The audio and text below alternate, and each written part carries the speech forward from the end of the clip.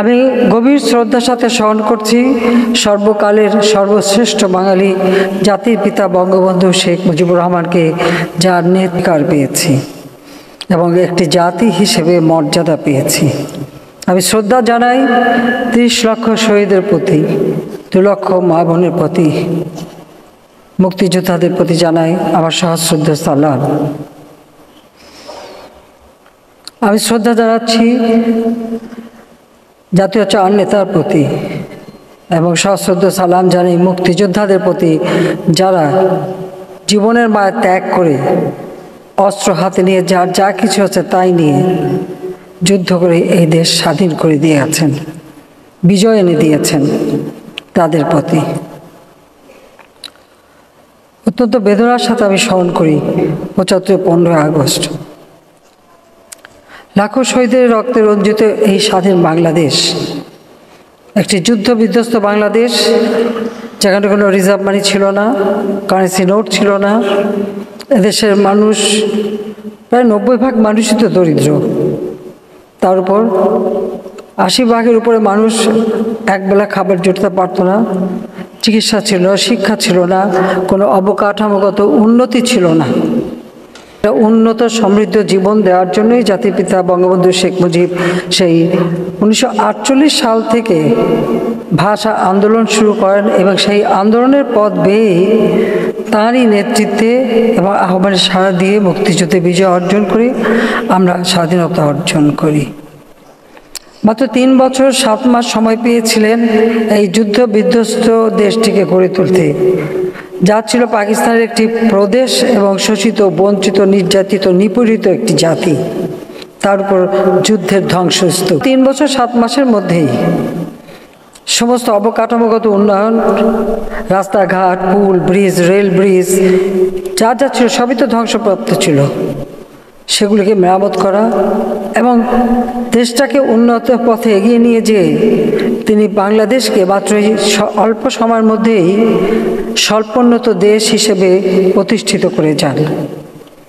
যেটা ছিল একটা আমি বলবো একটা অস্বাভাবিক ঘটনা, কারণ পৃথিবীর কোনো দেশে একটা বিপ্লবের পর, যুদ্ধের পর এত অল্প সময়ের মধ্যে আবার ঘুরে দাঁড়াতে পারে না। কিন্তু জাতির পিতা বঙ্গবন্ধু শেখ মুজিবুর রহমানের মতো বলিষ্ঠ নেতৃত্ব ছিল বলেই সেটা সম্ভব হয়েছিল এবং জাতিসংঘ আমাদের স্বীকৃতি দিয়েছিল, স্বল্পোন্নতি এগিয়ে নিয়ে যাবার জন্য কর্মসূচি দিলেন। ঠিক সেই মুহূর্তে ১৯৭৫ সালে ১৫ই আগস্ট, যে দিনটি বাংলাদেশের মানুষের জন্য সবথেকে অন্ধকার একটি দিন, সেই দিন ঘাতকের নির্মম বুলেটে হারালাম আমরা জাতির পিতা বঙ্গবন্ধু শেখ মুজিবুর রহমান।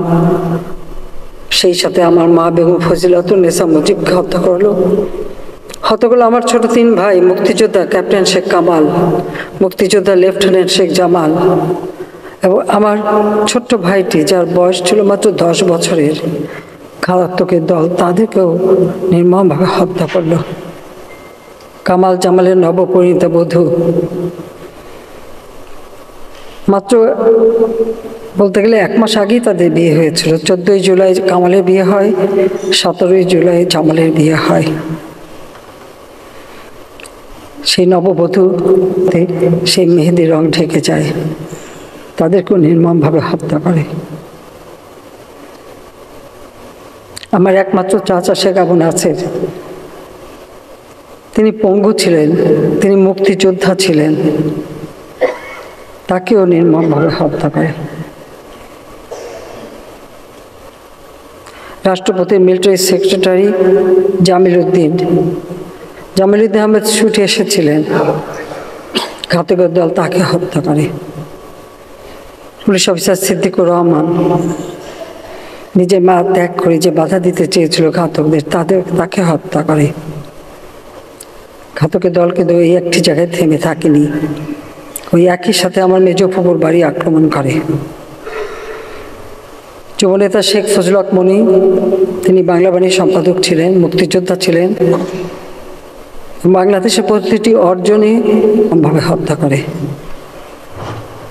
যখন ঘাতকের দল তাকে হত্যা করতে, যার অন্তঃসত্ত্বা স্ত্রী ছুটে এসেছিল,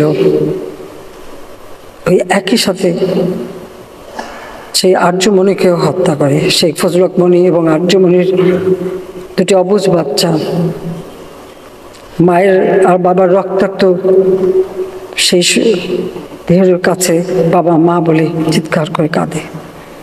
যিনি কৃষিমন্ত্রী ছিলেন, আজ আমাদের কৃষি বিষয়ে তার যথেষ্ট অবদান রয়েছে। তিনিও একজন মুক্তিযোদ্ধা সংগঠক। ঘাতক দল তাকে হত্যা করে। তার 10 বছরের ছেলে আরিফ, 13 বছরের মেয়ে বেবি, তার 4 বছরের নাতি সুকান্ত, ভ্রাতুষ্পুত্র সাংবাদিক, মুক্তিযোদ্ধা এবং ভাগ্নে সহ সেখানেও নির্মমভাবে হত্যাযজ্ঞ চালায়। গুলির আঘাতে আমার ফুপু আহত ছিল। আমার ফুপুতো 2 বোন, 1 ভাই, তারাও গুলির আঘাতে আহত এবং বাড়িতে আরও কাজের লোকজন অনেকেই মৃত্যুবরণ করে। 15ই আগস্ট ওই 32 নম্বর বাড়ি আক্রমণ করতে যেয়ে ঘাতকের দল যে গোলা ছুঁড়েছিল তাতে মোহাম্মদপুরে কয়েকটি বাড়িতে সেই গোলা পড়ে, 32 নম্বর বাড়িতে না পড়ে। আর সেখানে কয়েকজন মানুষ নিহত হয় এবং আহত হয়। 15ই আগস্টে যারা শাহাদাত বরণ করেছে, আমি তাদের আত্মার মাগফিরাত কামনা করি। সবথেকে কষ্টের বিষয় হলো যেখানে তেমন কোনো ইস্যুই ছিল না, যে কোটা আমি সম্পূর্ণভাবে আমি সেটা বাতিল করে দিয়েছিলাম।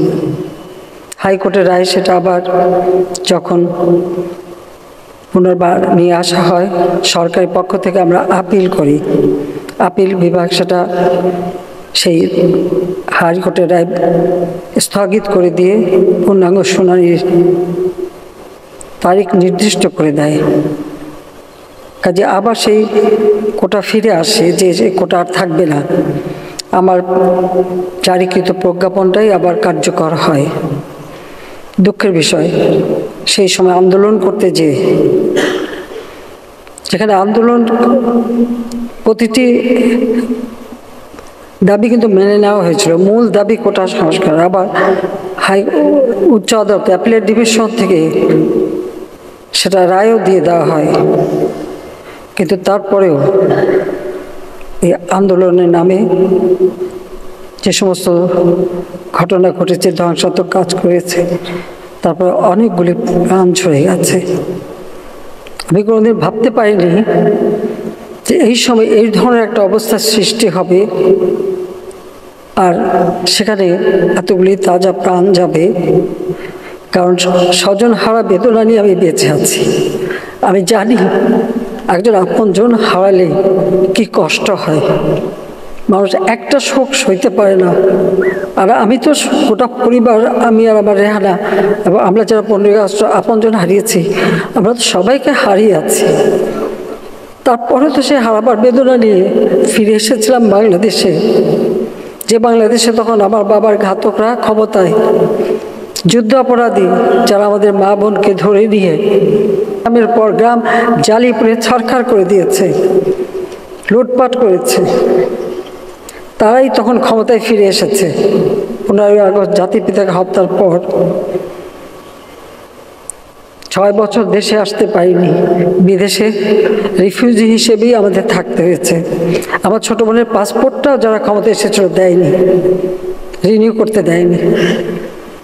6 বছর পর বাংলাদেশ আওয়ামী লীগ আমাকে যখন সবার প্রতি নির্বাচিত করে ফিরে আসি, আমি ফিরে এসে বাংলাদেশের এমন কোনো অঞ্চল নেই, প্রত্যন্ত অঞ্চল আমি ভ্রমণ করি। কোন দেশে এলাকার মানুষ, যে দেশে বঙ্গবন্ধুর আমলে আমরা প্রবৃদ্ধি 9 ভাগ পর্যন্ত অর্জন করেছিলাম, মাথাপিছু আয় মাত্র $54 থেকে $277 উন্নীত করেছিলাম, সেই দেশ আবার পিছনে পড়েছিল। আবার হাহাকার, দুর্ভিক্ষ প্রতিনিয়ত দেখেছি। তারপরে যখন 21 বছর পর সরকার এসেছি, মন প্রাণ দিয়ে চেষ্টা করেছি বাংলাদেশের মানুষের ভাগ্য পরিবর্তন করতে। প্রথমে খাদ্য নিরাপত্তা, খাদ্য উৎপাদন বৃদ্ধি এবং খাদ্যের স্বয়ংসম্পূর্ণতা অর্জন, সেই সাথে পুষ্টি নিশ্চয়তা দেওয়া এবং শিক্ষা, স্বাস্থ্য, চিকিৎসা মানুষের দোরগোড়ায় পৌঁছে দিয়ে এদেশের